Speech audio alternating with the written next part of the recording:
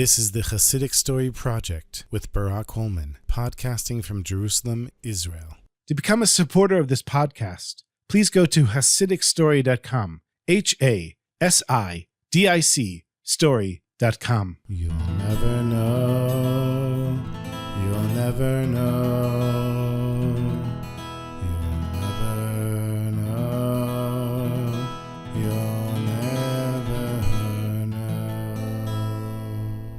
The Heilige Baal Shem Tov was one day davening in shul, and he had a vision of a young orphaned shepherd boy who was able to serve Hashem with all of his heart. The Baal Shem Tov very much wanted to meet this boy. In his davening, he asked Hashem to show him where you can find him. And after davening, the Baal Shem Tov gathered some of his Chassidim to go and observe how this boy, who grew up with no parents and no Jewish education, serves Hashem with all his heart. They got on the horse and wagon and went for a long journey until they reached the foot of a hill. And on the mountain above them, they saw a shepherd, a young boy, who was blowing his horn to call the sheep to come back to him.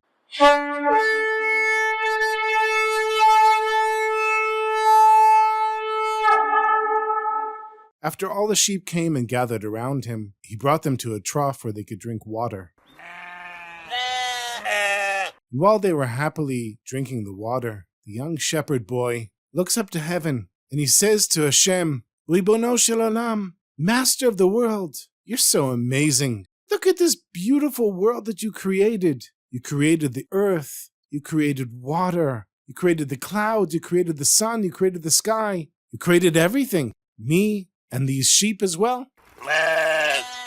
And I'm just a simple person. I really don't know anything. I never learned how to daven. And I never learned any Torah. And I was raised amongst non-Jews. But there is one thing that I really know how to do well. And that's to blow on my shepherd's horn like a shofar, with all of my strength, and then shout out, Hashem, you are everything. And so the shepherd boy, he blew on his horn like a shofar.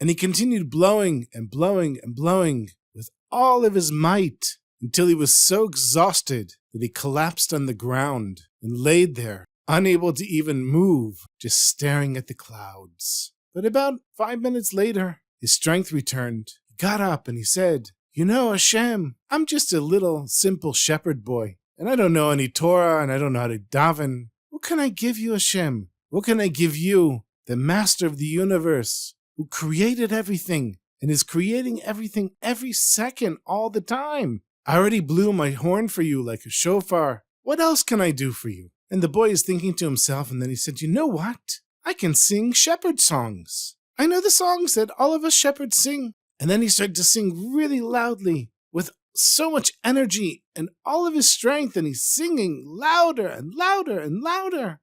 Dorm cu mama păsărică, turturică, turturică, hai din anică puișorul, dormea dorm. Until eventually he collapsed on the ground again, exhausted, with no energy left. Barely being able to breathe, he was out of breath. He was laying there with his legs and arms spread out on the grass, staring at the clouds above. But a few minutes later, his energy came back to him, and he got up again. And he said, Master of the universe, okay, I blew my horn for you. I sang the songs for you. But Hashem, you're so great. What else can I do to serve you, Hashem? And then he put his hands on his head, and he tried to think, what else can I do? What else? How else can I serve Hashem? He said, I have an idea. There's something else that I can do for you, Hashem. And then he stood on his head and began to kick his feet in the air. And then he did some somersaults, one after the other. And then eventually he rolled around in the grass, and he was completely exhausted, and he laid there out of breath, staring at the clouds. In the meantime, the Baal Shem Tov and his Chassidim were watching all of this from a distance. Some of them were going to laugh, but the Baal Shem Tov was watching this little boy with real admiration. And so the shepherd boy laid there in the grass, waiting for his strength to return. Then he got up again. He said, Ribono shel olam, Master of the universe, I've done everything I know how to do. I blew my horn. I sang the songs. I stood on my head. I did somersaults and rolled in the grass. What else can I do for you, Hashem? You who does everything for me, and not just for me, but for everyone who exists. How else can I serve you, Hashem, so that you'll really know that I care and I love you, and I know that everything I have is from you? Put his hand on his head. He starts walking around. He said, what else? What else can I do? How else can I show Hashem how much I love him? And then he said, wait a minute, I have an idea. Yesterday, the nobleman who owns this whole flock of sheep, he made a big feast for all of his servants like me. We're sitting there eating and drinking, and it was so much fun. We were laughing and singing and having a great time. And towards the end, the nobleman quieted everyone down. Shh, hush, hush, everybody quiet. He said, I want you all to know I'm very grateful to the work that you've done for me. To show you my gratitude, I'm going to give you each a silver coin. Now, these silver coins were not just silver coins. They had been polished, and they shined, and they looked so beautiful. And this shepherd boy, he got this coin as a gift. So he said, Hashem, I'm going to give you my coin. It was a gift to me from the nobleman, and now it's going to be a gift to you from me, to show you my gratitude, because you created everything, and you feed all your creatures, including me, your little orphaned shepherd boy. And so he took the coin, and he threw it as high in the air as he could.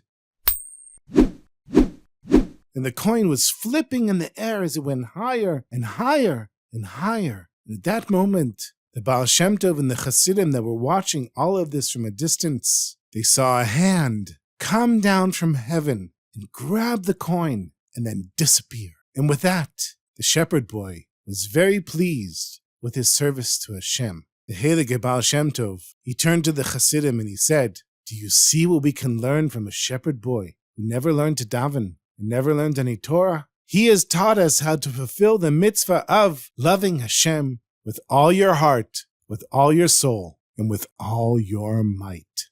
Shomer, Shomer Yisrael, Shemo Sherit Yisrael, Yan Yovan, Yan Yovan Yisrael, Yan Yovan, Yan Yovan Yisrael, Yan Yovan, Yan Yovan, Yan Yovan, Yan Yovan, Shomer, Shomer Yisrael, La la la, ya la la, ya la la,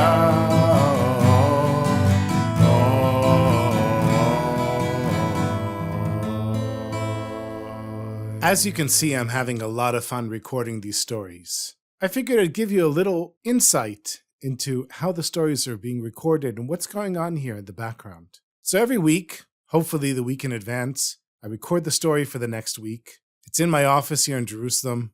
I find a little time to record the story. Of course, I've got a collection of stories from multiple books, from online newsletters, from all kinds of sources. Sometimes they're from memory. And when I find a few minutes, I record the story. And then when I find some more time during the week, I clean up the story, I edit it, I equalize the sound, compress it, do all of the things that are needed to make it sound good.